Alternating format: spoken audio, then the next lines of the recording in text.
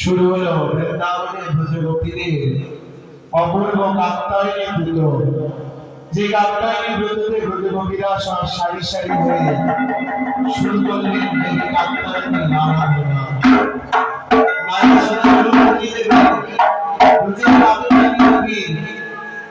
ব্রত শুরু হচ্ছে, সবাই জয়ধ্বনি করে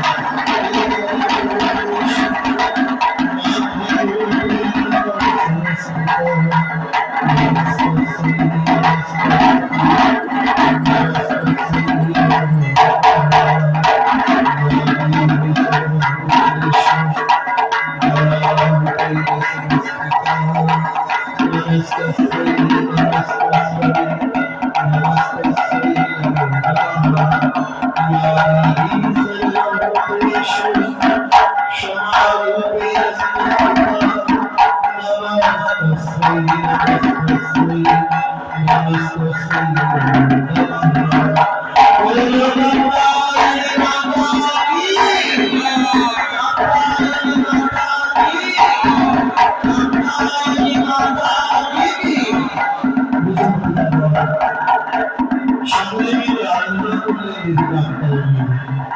দেবী কাত্যায়নীর আরাধনাতে সন্তুষ্ট হয়ে স্বয়ং ভগবতী মা কাত্যায়নী প্রকট হলেন যমুনা বলিলে তপবন সন্নিকটে চিরে ঘাট নিকটে দেবী স্বয়ং প্রকটিত হয়ে ব্রজগোপীদেরকে বলতে লাগলেন, হে ব্রজগোপীগণ, তোমাদের এই পূজাতে, তোমাদের এই আরাধনাতে, তোমাদের এই ব্রতে আমি সন্তুষ্টি লাভ করেছি।